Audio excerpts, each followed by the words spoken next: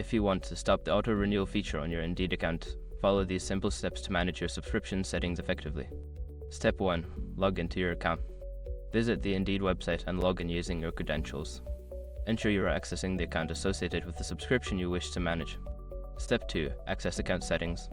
Once logged in, navigate to your account settings. This is usually found in the upper right corner of the page under your profile or account name. Step 3. Locate subscription information. In the account settings menu, look for a section related to subscriptions or billing. This section will provide details about your current subscription plan and its renewal status. Step 4. Disable auto-renewal. Find the option for auto-renewal within the subscription information.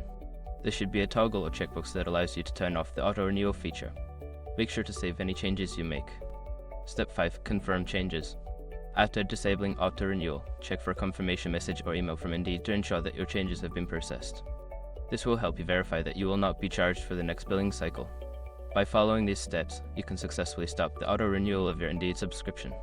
If you have any further questions or need assistance, consider reaching out to Indeed's customer support for help.